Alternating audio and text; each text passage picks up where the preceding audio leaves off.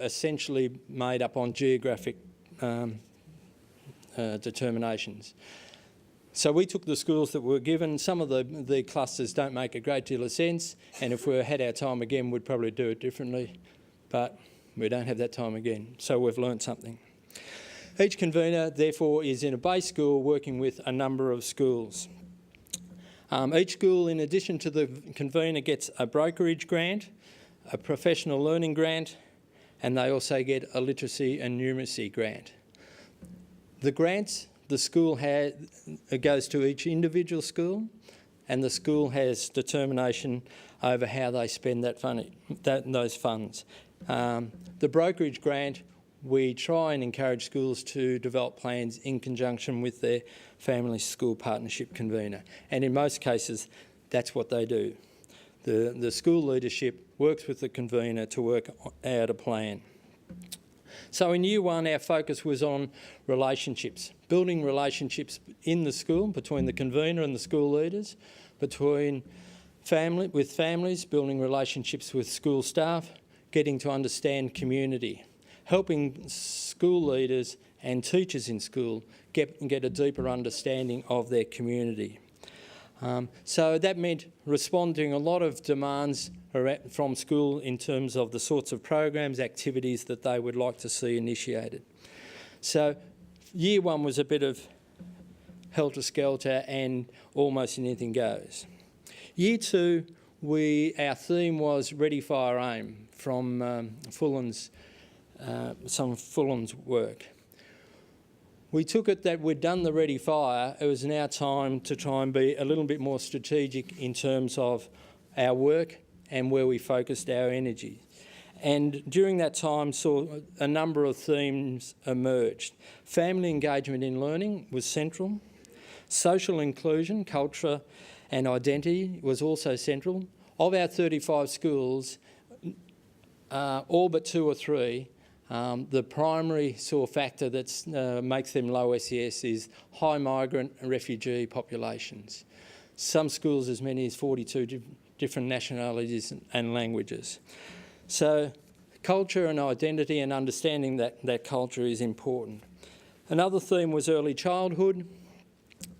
Again, when we worked with our schools, our conveners worked with our schools, we were finding that up to 30% of kids were starting prep with no experience in kindergarten at all. Sudanese families might have had their kid in a childcare or a playgroup, thinking that was kindergarten, but no understanding that it wasn't a formal kindergarten program. So they start behind the 8 ball. So many of our schools have picked up on this theme of how they engage more effectively in the early childhood area. Transition from kindergarten into schools, from primary school into secondary school, from secondary school into employment. Outward-facing schools, so school community partnerships became a theme. And last year we conducted a conference, Lookout 2011, with the focus on outward-facing, and we developed a charter for outward-facing schools, which there's copies of here if you're interested. And we also had the theme of the language of learning and learning at home. How do we promote schools adopting language that families understand? Every industry has their own language, but if we're communicating with families and community, we've got to be prepared to change our language if we want to have our messages understood and if we want to have real dialogue. And learning at home, how do we promote learning at home so that time outside the classroom can be properly responded to? So that was the Ready, Fire, Aim. We established those themes. Our third year, which is this year, our theme is activities to impacts. We want to stop talking about how many activities we do, adding another activity. We want to start to talk about what's the impact and what's the process that needs to be undertaken to change behaviour, to change thinking, to change the results. If we want to have an impact, we know it's not just what we do, it's the process that we go through. So our conversations this year have all been around how do we talk more about the impact and less about just what we do. Our work is focused a great deal on building capacity. So throughout the project, the 2.5 years so far. We've worked with Sharon Butler's been working with a lot of our schools, as has George Otero, Danielle Cronin, Maggie Farrer from UK, and later on this year, Anne Henderson is coming out. So we've really put an emphasis on, if we want to change people the way they behave, we've got to build their capacity. It's not just about awareness and understanding. It was quite clear that at the end of the first year, there was much greater awareness of the importance of the role of family and parents. There's much greater understanding of the important role that schools could play in embracing them in the education process. But how?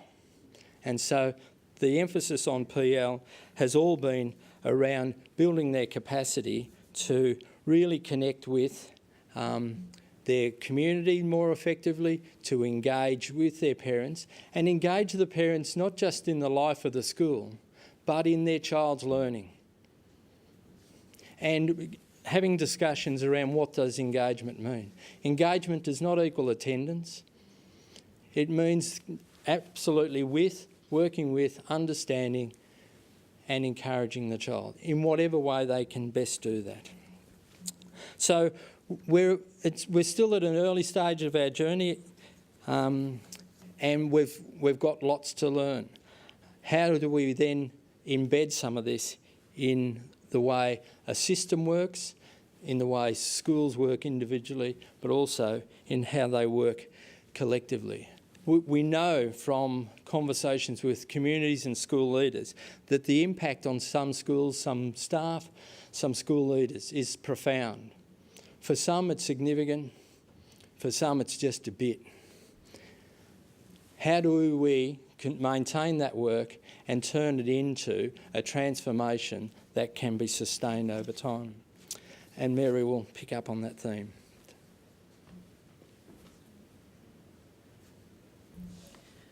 One part of the model that John forgot to mention was his amazing leadership in this. So John's been centralised in the system, and he is effectively the manager, the leader of these 13 family school partnership conveners. And as a model, as John said, we're just reflecting and learning all the time, and we've got so much to learn. But having that, if we go back to that tri-level, that we wanted to have an impact not just on what the schools were doing, because they were doing great things, some of them already. What was the impact long term? What will be different? If all the funding dries up, what's left behind that will completely reshape the system around this? So John's leadership in the system, but around these 13 family school partnership conveners, and the way he went about that leadership by engaging and building relationships with leadership teams, with schools, with regional-based people, with system-based people, really demonstrates how long it takes to bring about change, because where you see the biggest impact at the moment is in some of the schools. And as John said, there's a complete continuum, but certainly a major shift. The influence of those schools, John keeps telling me, will be like an avalanche that comes back and reminds the system that this is the work that needs to do. But his leadership also is within the sector and within what we're trying to do. So there's challenging conversations that when we talk about literacy and achievement, when we talk about in-school factors, we keep on extending out. So as a model, it wasn't about put the people out in the schools and let's hope that can affect change. We really were trying to model those three levels the whole time. So if we all get to what our collective dreams are and being here, and there was a challenge in the previous, Sharon and I were chatting before, we often don't need to build parents' capacity. They're there, they have the capacity. We need to be able to build the so-called professional capacity to recognise that and to have the professional expertise to know how to work with people in respectful ways that actually validate the contribution they're already making and don't lock it into a lens of how we see parent engagement or parent involvement looking. So I think although sometimes the privatised nature of educators means that we go back to pedagogy, it's about actually reshaping and reframing. What are we talking about when we talk about pedagogy if the evidence is very clear around this in terms of coming back to the core purpose around achievement? So we're hoping that as we continue this journey for another 18 months with this level of funding, if it ends there, we've failed as an innovation, as a disruption. But we're hoping that because of the shared collective wisdom that's happening across this, there'll be something different left in the system. There'll be some reorientation of the system, some new understandings of the system. And some of those in our dreams would look like that into the future, when we talk about learning, there may be a refocused narrative around that. When we talk about the place of learning, there may be a reshaping and the understanding about that. When we talk about contemporary learning or literacy or achievement or driving, that we automatically talk about the place of families in that space. When schools go through school improvement and they're identifying particular goals and objectives, we don't talk about community as the added extra, we talk about community as driving the learning outcomes, and that just becomes the flavour. We know that won't happen within 18 months, but we're hoping that through working with the university, through working with leadership teams, through working at central office and region, there'll be a legacy behind that continues to drive the momentum. I had a wonderful opportunity as part of one of the other things we do in this space, which are study tours to Santa Fe a couple of years ago. And one of the biggest impacts on me was a wonderful woman I met who was lucky enough to be in a community that had validated her wonderful contribution as a parent, even though English wasn't her first language, even though she wasn't formally educated to any great degree. But she talked about the spirit of welcome, and she talked about her growing confidence, how that at every occasion she was validated as the first educator. And so in very clear English as a second language, she put this together to a group of sort of professionals and educators and bureaucrats, which stopped us all and had us in tears, because this was, you know, and then she took out a photo, a really kind of weathered little photo that she was very proud of, and showed her first son having graduated from university.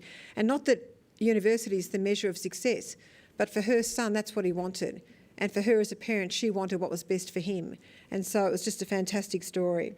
So just to finish up, as we pass on to our next speakers, to tell this story, we're trying to gather evidence along the way, but we've engaged a longitudinal piece of research too, and which reflects the model we've talked about. It's not about trying to measure what schools are doing differently, because we've been measuring that for years, but it's not sustained and it doesn't push back and change systems. So the research is trying to measure the impact at the 3 levels of the system. And we're not sure how well we'll go with that, but we're trying. So it's a 3-year longitudinal research. So the real challenge for us will be that the indications are the research is positive in that progress is being made. But it keeps coming back to the fact, like for all of us in this room, if we know that's true, what will be different? And how can the collective energies of the people in this room and across Australia be joined together to know where's our greatest impact, where's our greatest push, which doors do we go through to start to reshape this? And we know it's not one door, otherwise we're back to the earlier slide. What's the one thing we do? But where are the key doors to come together collectively around to make this difference so that it is sustainable? Thanks.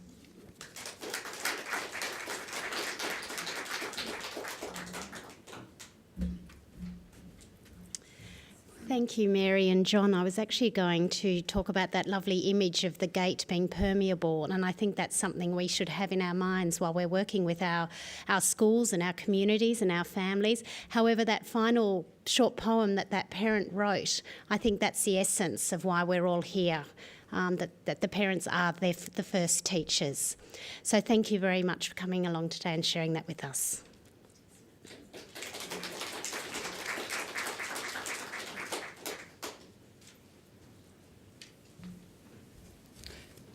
Hi, my name's Kay Harth and I represent Queensland Council Parents and Citizens Associations on ACSO. I'd like to introduce you in this last session to 2 ladies who I think if you've been watching them today, you would have no doubt about their enthusiasm and commitment to the role they have in engaging parents and families. If only we could bottle that, ladies. It's been brilliant watching you. They will take us on a journey in this session from their experiences both in Australia and internationally, and then into a conversation around what we've been exploring today. Firstly, Danielle Cronin, who we heard this morning is very much into being engaged in parenting with her next child on the way. And then Sharon Butler, who turns, I hear, her hand to a bit of boxing to balance out her love of cooking. So, ladies and gentlemen, Danielle and then Sharon. Well, hello again to those of us who are still here. I think the audience has diminished slightly in number, but that's okay. In this session, Sharon and I have been tasked with regaling you, I suppose, with our expertise as Churchill Fellows. But I have to say that I feel entirely sort of inadequate in that task. And I really don't know what else I could add, except to say that I think all of the wisdom that we need to progress this agenda effectively is in this room. So I'm going to sort of probably shuffle my presentation just a little bit to encourage hearing your voice in this conversation, but particularly around the two areas that Sharon and I are passionate about. So as Churchill Fellows, I think we sort of came at this question of parent and community engagement from two slightly different angles, if you like. So I'm a bit of a sort of a policy junkie, if you like. I try to make it sound sort of glamorous, and it's probably not. But public policy is kind of my thing. So I looked at parent and community engagement and family school partnerships through the lens of public policy. Sharon is very much at the practitioner level. What does good practice look like? So that's kind of how our studies, I think, emerged. Rather than going through all of the outcomes of those particular studies, what I thought I would do is just signpost for you, I suppose, where you can actually download those reports. And I commend both of them to you. They both required a lot of work and a lot of travel around the world to achieve, but they are still really relevant documents for you to have a look at, so I encourage you to do so. Today, for me, I've chosen to talk to you this afternoon about, and briefly by the way, about public policy or policy as a tool in this domain. There are a number of reasons for that. I think that we've got a really interesting group of people gathered here this weekend, of policy makers, policy advocates, policy implementers, and a whole heap of sort of disruptive, innovators, I suppose, that I think that we can really move this agenda forward. The second key reason I want to focus on policy is that I think in Australia at the moment, and I think we've probably been in this space for a little while now, but we're actually sort of, I suppose, experiencing a bit of a policy window, if you like. So if you're a policy, buff and you read John Kingdon, it's where we've got this the stars have aligned, if for lack of a better word, where the politics is ripe, the policy solutions are kind of there, and the advocates of all of this are just chomping at the bit to see change. So in a sense, if the stars are aligning for a good, solid direction to be set in a policy sense, now is it. In order to do that, though, I think that we need to more closely, more fully sort of bring together that coalition of the willing and the able, and I think that's you, to come up with an agreed sort of consensus about what the way forward looks like. And a core element of that way forward is policy, but policy is by no means the only element that's important in this work. So, with that in mind, policy, I think, is important because it does bring to, if I'm going to be an advocate for the policy end of this, is that policy does bring to the fore some of those key educational levers that can make a difference. And what we now know is that family school partnerships and parent engagement is a core and fundamental lever for affecting the outcomes of all kids. Policy also can provide the opportunity for us to have a debate and a dialogue about what works, when and how. Having said that, though, I think there needs to be an appropriate balance in policy around fostering, innovation, disruptive innovation, flexibility, local responses, but also this other question around accountability, the carrot, if you like. So and what we might consider to be things we might want to mandate, if anything at all. So I think this is an important conversation to have this afternoon. In order to spark a bit of a conversation about this, I want to first have a look at some of the outcomes very briefly of a a conference that I attended last year, but also to have a look or pose to you 3 different styles of policy response that we can see currently sort of around the world. And have a bit of discussion about, well, are these the sorts of directions that we want to go down? Which ones sort of work for us? How far are we already down some of these tracks? So I'm going to begin with a bit of an overview of a conference that I attended in Italy last year. It was the EURNAPE conference, the European Research Network about Parents in Education. Very European focused and North American focused researchers attend this conference. These are kind of the research strands that were being explored throughout the conference. So I know there are a number of you in the audience who are currently doing PhDs in this area or are looking to do some postgrad research. These are some of the key sort of themes that are emerging, particularly in Europe at the moment. I'm not going to focus so much on the research themes as the ideas that kind of cut across all of these research streams. So what were the 3 key messages that I was getting from listening to these researchers? The first was that, and I think this is affirming what we already know very clearly, that learning needs to be at the centre of this work. And that as Mary was saying, that if this is about learning and it's about pedagogy, what does a pedagogy of engagement, if you like, look like? So in Australia, we've begun down this journey with looking at, standards for pre-service teacher education, teacher standards, principal standards that have elements of how they should involve parents and communities. But quite often it's limited to enhancing their understanding of the role of parents or understanding that we need to look beyond the school gate. It's not necessarily addressing the pedagogical issues that come with that greater understanding. The other key message I think coming out of this was that, well, if this is one of the part of the pedagogical task of schools, well, then that task also has to be supported by those in the community more broadly. And in that sense, what they were talking about was a need for there to be a complementarity or complementary learning environments. This is very much the Harvard model, that children do learn everywhere. How do we ensure that there's a sense of a common purpose around learning in all of those spaces? So how do we make those structures more permeable? How do we generate a consensus around the core purpose of learning? And this is kids' outcomes, their well-being, those and development and those sorts of things. Have I gone too far? Oh, right. And then the second key message, and again, this is a reaffirming what we've already been talking about today, is that families need opportunities to be both involved and engaged. And that very much this is about a possibility, if you like, an invitation for all families, not just those families who are easy to reach, not just those families that we wish we had in our schools, but all families.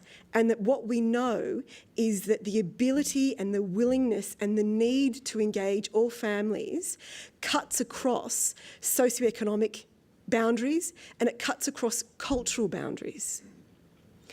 And we know that sometimes these are actually used as excuses for not being able to engage certain groups or that we sort of take a deficit approach.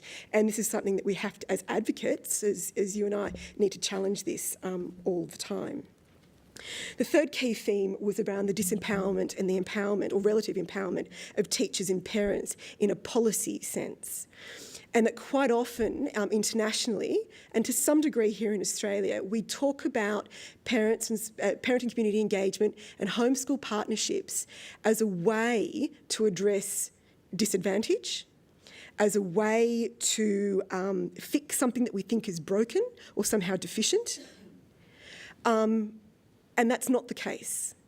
This is about thinking about family school partnerships and parenting community engagement as a universal thing. It's for all schools, all families. Because there are families, even in our probably a better sort of higher risk SES communities, that also need support to engage more effectively with their communities. Or, so it's not as simple as just targeting it to certain groups, particularly when that leads to some pretty deficit thinking about needing to fix a particular subset of our population.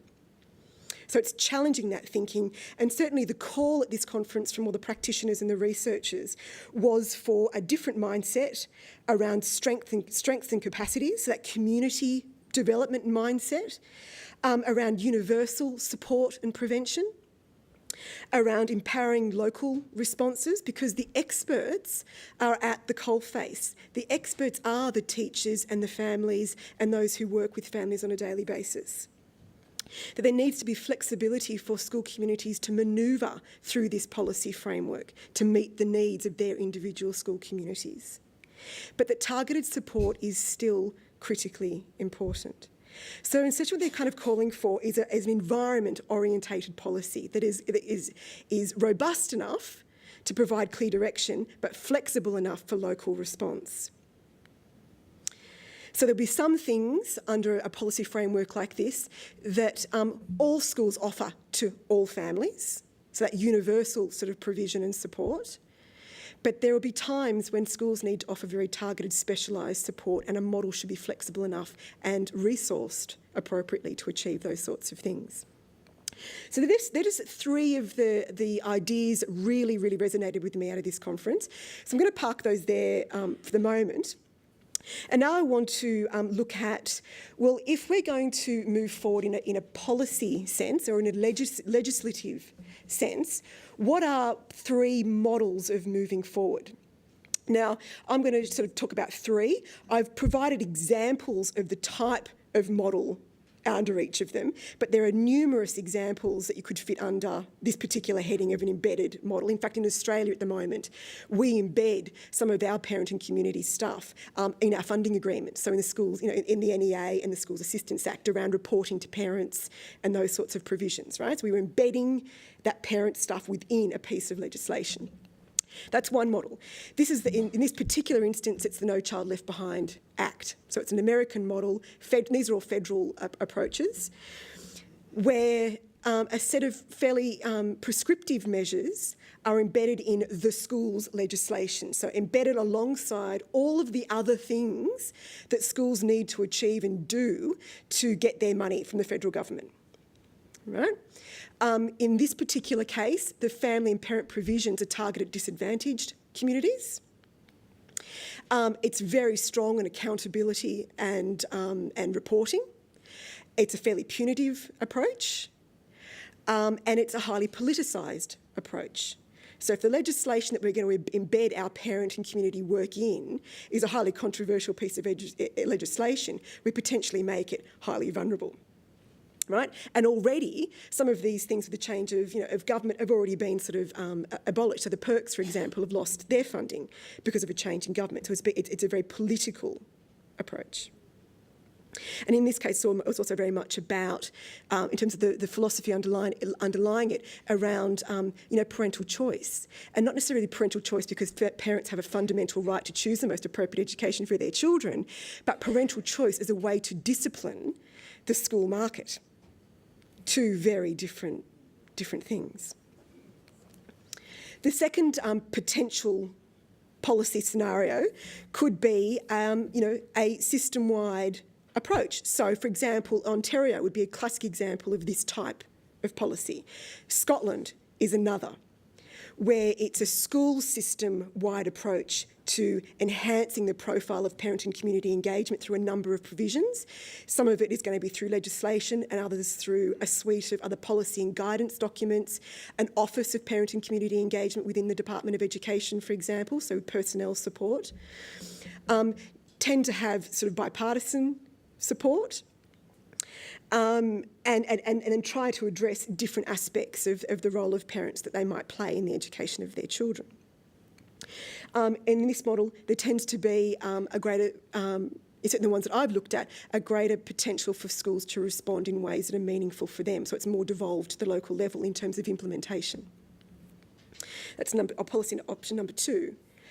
Another option is a framework approach. So rather than it being a system level, so a school system level response, this is a whole of government interagency response to this particular question.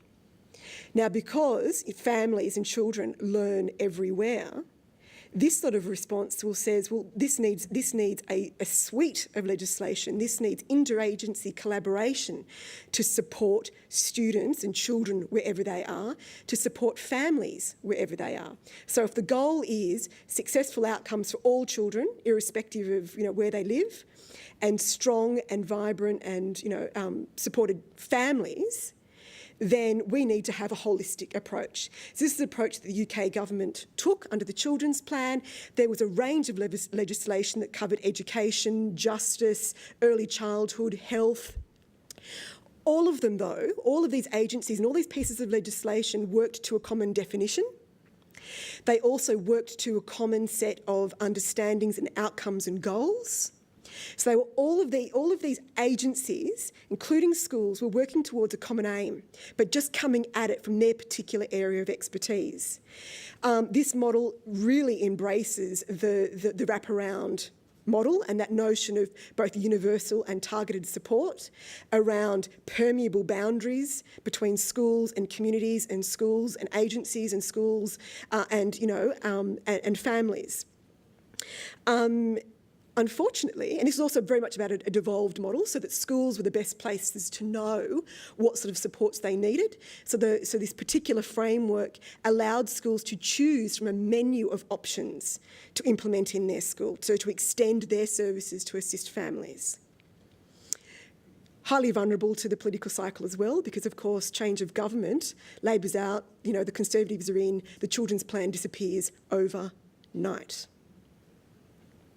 So some of the messages certainly that gone too far again, that I was getting is that we need to move beyond politics, we need to move beyond the policy cycle, and we also need to move somewhat beyond policy if we're going to respond effectively to this. The other key messages are that we need to inject resources, both human, financial, capital, into this work. We need to develop a coalition of advocates who want to create a demand for this sort of work in policy, to create a bipartisan approach to this sort of work. This is about what we do in this country. It's not a project, it is intrinsic to the educational project.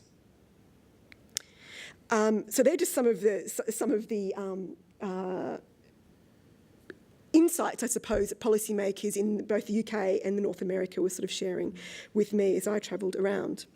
So, if we're going to move this work from the periphery to the core, what does policy and the framework in which our policy sits, does it need to look like?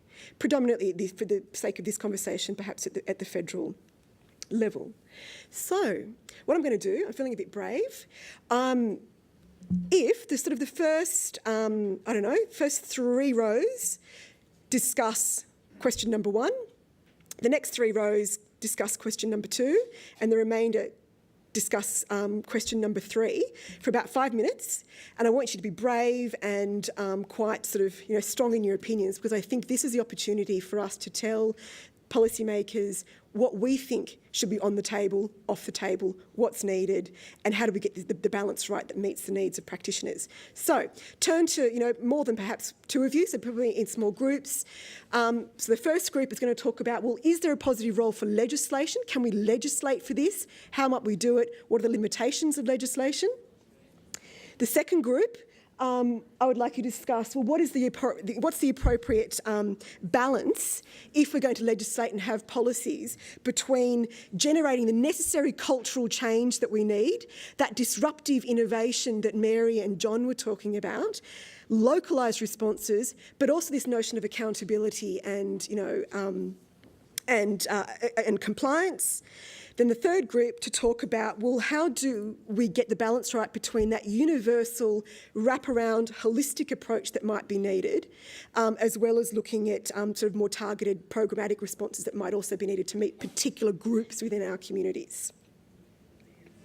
All right, so we might actually feedback now, and if there are any brave souls who in this this front group who would like to share a particular insight or a challenge to the government.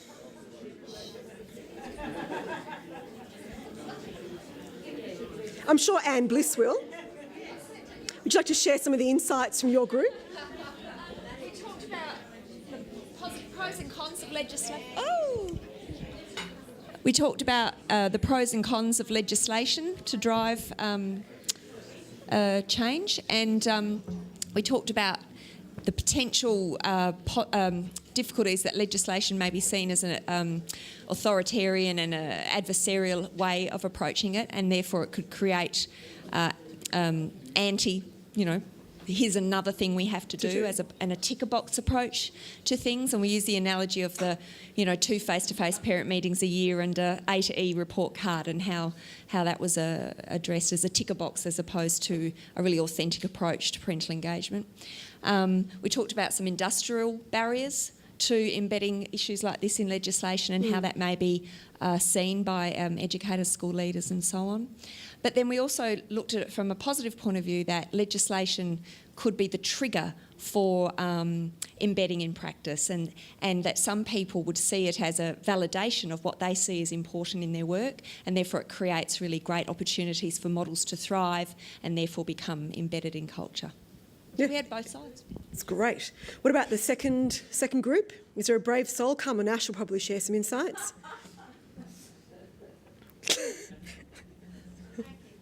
or Paul Rodney, or Peter Levitt. We were discussing about cultural change and localised responses, and we said that unless you do the groundwork, then you really need localised policy initially, because if you impose something from the top, then it often alienates instead of engages. Yeah. And the final group. Trying my eyesight. Tim Smith, Ian Palmer, John, and Catherine Eibel.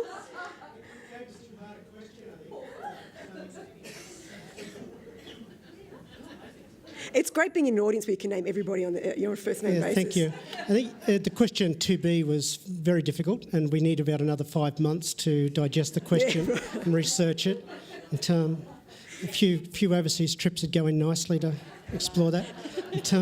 But we were having a debate again around, the benefits of legislation and policy, and that in itself is a balancing act, and then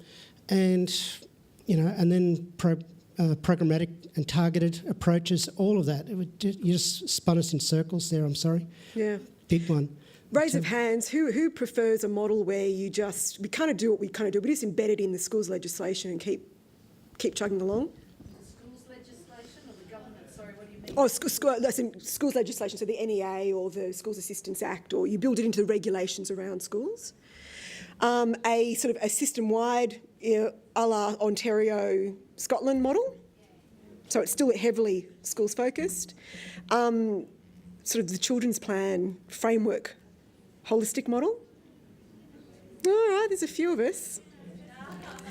All right, so I'm going to hand over to Sharon now to provoke us even more. Thanks, Danielle. Thank you. Yes, that's how I feel.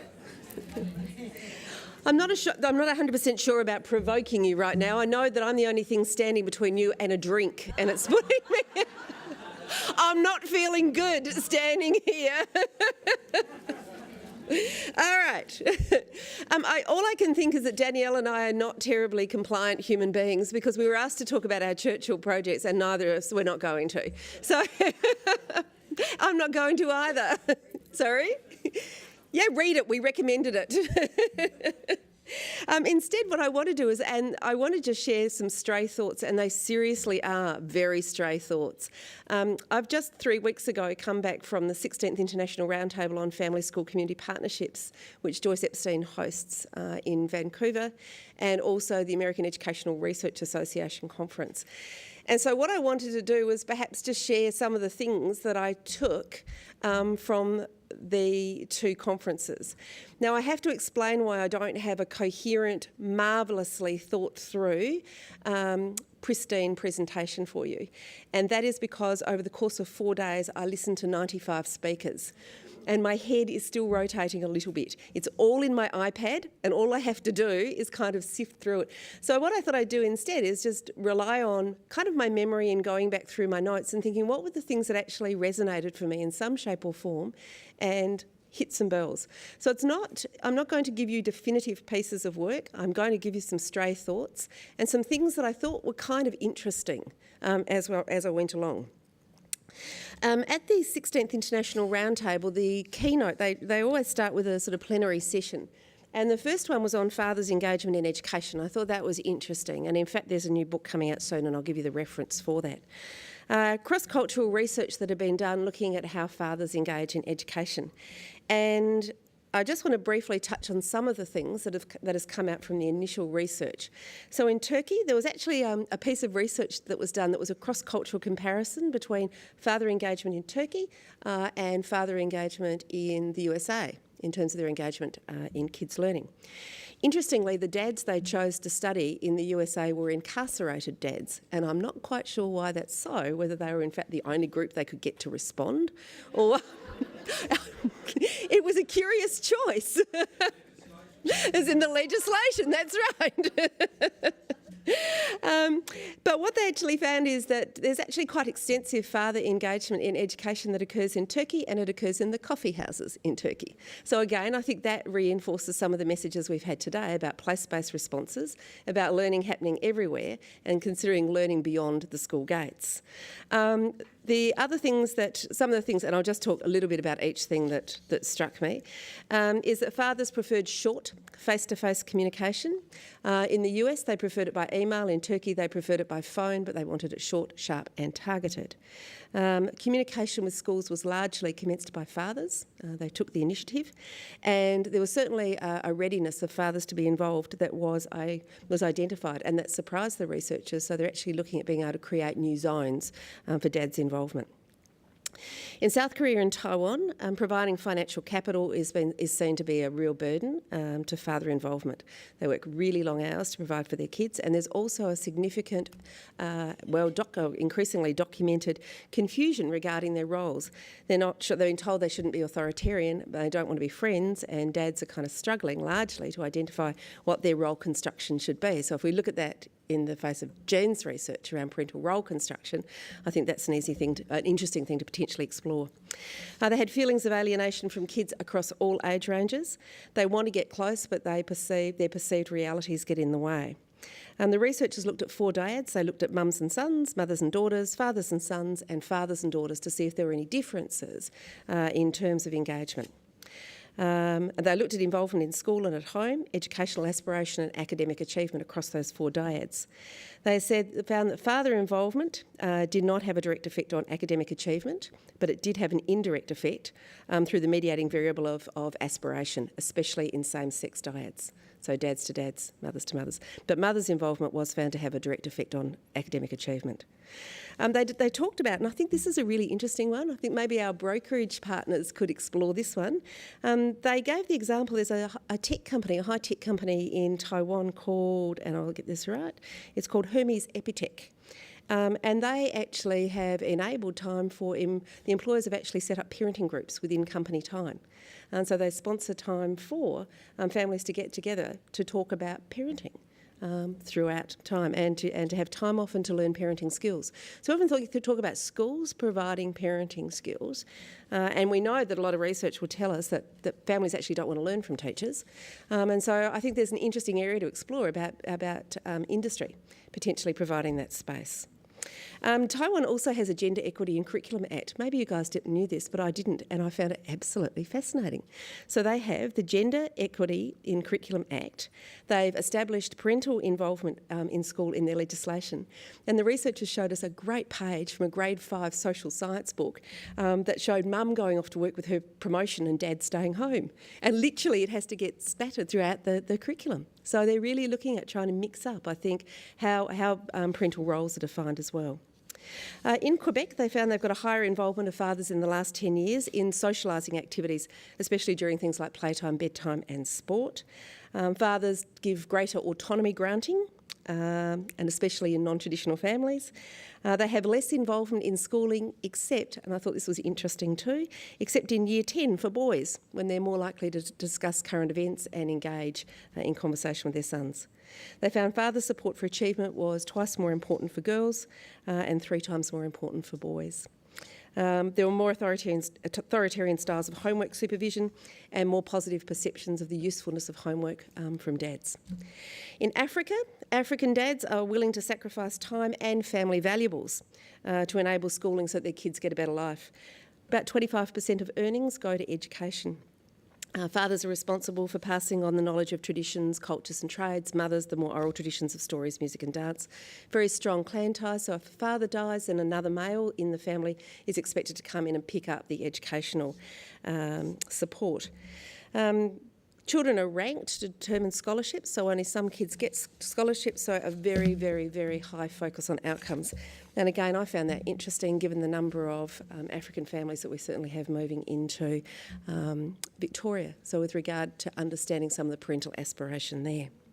And that's just a taste, because in this conference, you know, everyone just gets about 10 minutes to talk about their research and then it's on to the next person. But this is the book that's going to be coming out